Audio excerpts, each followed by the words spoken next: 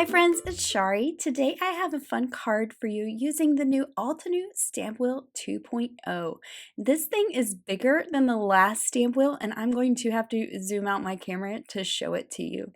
So what I thought I would share with you is how I created kind of a centering jig for my stamp wheel, I guess. Actually, I just kind of marked it off. The new Stampwheel 2.0 has a side that comes off so you can have stamps that go outside of that square platform, but I'm not going to be using that today, so I'm going to pop that back in. And this platform is 9 inches square, so I'm going to pull out my ruler and measure that. It's 9 inches. Now this ruler has a centering ruler on it as well, so I'm going to use that to make myself a little marking on that platform for an A2 size card. So I'm going to center up that ruler. Each side will end up at 4.5 inches from the center, and then I have a piece of cardstock cut to 4.25 by 5.5, and I'm using a purple piece just so you can see it better in the video. So I'm going to lay this in there and I'm centering it up left to right now. So each side of the cardstock will end up being at 2 1/8 from the center. And then I'll remove my ruler and very carefully add some washi tape on the left and right sides, right on the outside edge of the cardstock. So I'm being very careful not to bump that cardstock and move it, and I'm going to mark the right side with a piece of tape.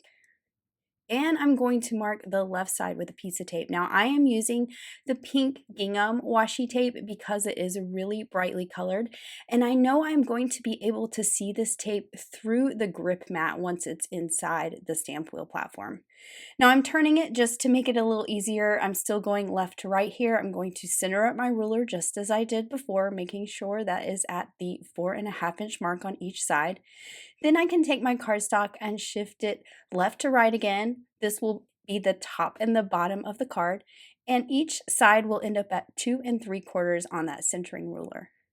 Then I can remove my ruler, take my tape, and do the same thing I did for the sides, and add a piece of tape right across the edges.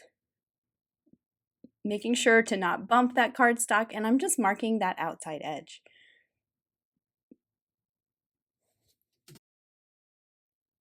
So once I have this rectangle marked off, I can pull my cardstock out of there. I'm actually going to take my scissors and trim this up so that I don't have these extra pieces sticking out. This is not something you need to do, but I thought I would just clean it up so it wasn't too messy during my video today. You could also probably take a piece of 9 by 9 scrapbook paper and mark this off and drop this down in the hole as well. And you could have different size cards if you needed, but I usually always use an A2 size card. So now when I put my grip mat in here, I can really see that pink tape through that clear grip mat, and I know exactly where the center is. I can line up that card base and I can see that it is right in the center of the wheel. Now to get on to the card that I'm making today, I'm starting out with a piece of Yeti pattern paper from the Spiffier Speckles collection. This is that white paper with that gold foil speckles on it. I've cut it to 4.25 by 5.5, and now that I have my markings on my stamp wheel, I can line this up so I know it is in the center. I'm going to do some radial stamping in rainbow colors around my card today. I'm pulling out 8 inks because there are 16 points on the stamp wheel. I have wild rose, lobster, fake tan, sunflower, freshly cut grass, merman, forget-me-not, and grape soda. And I'm going to set these up here in the order 1 through 8. I know you can't see them because they're off screen, but we'll talk through this as I go. So what I'm doing is I'm stamping the bamboo in a radial pattern centered in the card.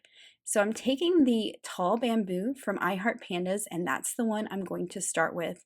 And I'm going to start by stamping one directly up and down vertical at the top of my card base. So I currently have my stamping platform with the stamping side facing up towards me, and I'm just lining up this bamboo with those etched lines on that wheel so that I know it's straight up and down. Now this wheel has a hole on one of these little points, and that is my starting point. So that's my number 1. And you can see I actually took a Sharpie and wrote 1, 2, 3, 4, 5, 6, and 8 on every other little point.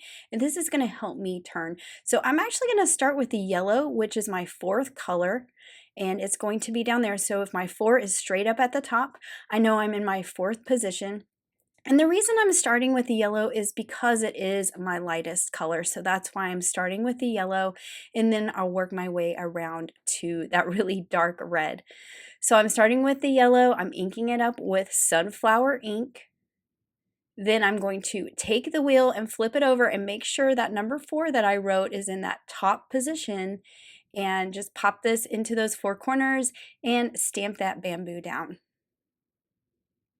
Now I can move on to the next color and just work my way around. And this is also why I keep my colors in the order that I want them to go up off the top of my screen. I'm sorry you can't see them, but the stamp wheel is big and takes up my whole screen. So now I've inked it up with freshly cut grass. I know this is my 5th color. I'm going to move this around so 5 is at the top and stamp that down. Now I'm going to speed up the video as I go through all my other colors so that I have 8 bamboos all the way around. So the next color is Merman, which is that tealy blue color. Then I'm using Forget Me Not, which is a purpley blue color, or a more true blue color. And then I'm moving on to Grape Soda, which is purple. So this is my last color, so my 8 is at the top, and now I'm back around to 1, which is my Wild Rose, which is a pink color. Now I'm actually going to skip my 2nd color and move on to color number 3, which is Fake Tan, and stamp that down, making sure the 3 is at the top. And the reason I did this is because that lobster ink kind of stains my stamp just a little bit, enough to where the next color picked it up, and I just didn't want to have to use a stamp cleaner in between my colors. So I made that one last, and I cleaned off my stamp, and now I'm moving on to the shorter bamboo in the I Heart Panda set. Now there are 2 ways I could set up this other stamp on here. I could put it facing the in-between points that I didn't number, but in this case I wanted to keep my numbers at the top, so I just angled it on the plate. So I'm starting again with the yellow, and that is number 4, so number 4 is straight up, and I know this is in the right place. You can see it is one kind of tick off from the original yellow that we stamped there. And so I know that when my numbers are straight up and down, these are going to be in the perfect placement. So I'm moving on to the green, which is freshly cut grass. I'm going to make sure that 5 is straight up, and you can see I have that angled perfectly. You could also make like a 5.5 if you wanted to, just whatever is easiest for you to know where the placement should be. Now I'm moving on to Merman, then I have Forget Me Not for the blue. And because I have this perfectly centered, I'm getting this perfect radial design, which I think is so cool. Then I have number 8, and now I'm back to number 1. So that's where that little hole in the stamp wheel is. I did actually write a 1 up there too, so I didn't get confused. And then next I stamped the red. I actually forgot to skip the red and come back to it, so I did have to make sure that my stamp was nice and cleaned off so that the red did not transfer onto my orange and make it too dark. So I cleaned that off with my stamp cleaner so I didn't have any red bleed into the orange. And then I will stamp with the Fake Tan and finish this beautiful radial design of bamboo. So how pretty is that? I just think that's so cool that you can stamp it around in a perfect circle. Now I wanted to add some shading on the outside, and you can leave it on your grip mat like I'm doing here, but I wanted to be able to kind of turn it a little easier, so I pulled out my glass mat, and I'm using these small Altenew brushes to blend all my colors. I have one brush for every color family, so a red, an orange, a yellow, a green, and I'm just working my way around using the stamping that I did earlier as a guide for where those colors should fall. And I just think this added a really fun detail to the outside edge and kind of defined that edge even better. And I'm cleaning off that extra ink because I don't want to contaminate anything or mix any colors too much. I don't want my yellow mixing with my purple. That would just give us an ugly brown that we really don't want. So once I had this all shaded, I did feel like the corners were a little empty where I have all this beautiful stamping. I'm just popping this back in here. I'm not actually going to use the wheel for my stamping, but you could if you wanted to. But I thought I would add some of the other images in the set. So there is this cute little butterfly. I'm going to stamp that around in 4 corners. And I'm also going to add the little heart. And I'm just stamping these in the same colors that they are close to. So I use that grape soda, then the lobster. I am going to stamp off this green a couple times and make sure that that lobster ink is off there and it's stamping that true green color. And then I will stamp a 4th one in merman down here in the bottom. And using the block like this, I can kind of move the image around and tuck it in the bamboo as I want to. I'm also grabbing that large open heart from the stamp set, and I will stamp a few of those around as well, just to kind of fill in some of those empty spaces. And now my background is all finished. I really love the way this turned out. Now for the main part of my card, the focal point, I'm using the Doily Hearts die cut from black cardstock. And I also have the More Magic Messages for my sentiment. Now I use the coordinating circle die from More Magic Messages to cut a piece of the Yeti paper with that gold foil speckle. And I'm stamping the sentiment that says just a little note. Sorry about my head there. I was making sure it was nice and lined up. Now I'm stamping this in some Versamark ink because I am stamping on that paper with the foil, so I want to make sure that ink sticks to everything. And I'm just very carefully grabbing some rainbow colors that match the inks that I used, and I'm coloring in those open letters of the word just and the word note. Luckily, there is exactly 8 colors that I used, and there's 8 letters I need to fill in, so it worked out perfectly. I also colored in those little hearts there with a pink color, and then you're going to see me at the very end grab a very pale, cool gray and color in the little airplane just so it looks a little different than the background. And just that is so cute. I love the way it turned out. It's really going to pop on this black doily. And that black doily is going to nicely separate this sentiment from that colorful background as well. So I'm going to go ahead and glue this onto that doily. You can see that I'm using my grid mat to make sure that I have a heart at the top and the bottom so it's nice and straight. And then I can glue my sentiment on there straight as well. Now I can go ahead and put that beautiful background that I stamped and inked onto a card base, and we are ready to start assembling our card.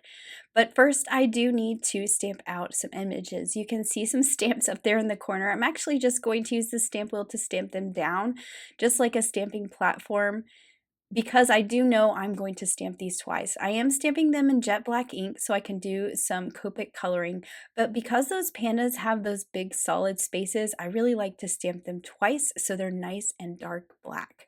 So I will ink this up a second time, and because I use the stamp wheel stamping platform, I can stamp them right in the same place again. So now I need to color the bamboo and the pandas, and this is some really easy coloring. I'm basically drawing a line down the left side and the bottom of each of the little sections of the bamboo, and then I went down the whole thing with a lighter color, and that just gives it some nice shading. Then for the leaves, I like to use an even darker green so that they look different than the stalk of the bamboo.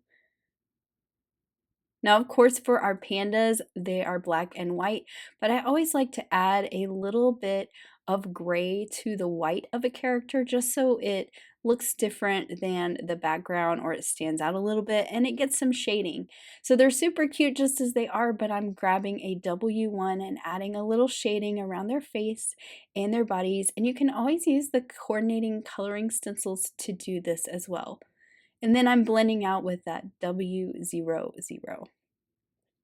And of course, we can't forget some pink cheeks on our little pandas, which I just think makes them so cute. So I have an R12, and I'm just adding a little dot of pink right below the black circles around their eyes.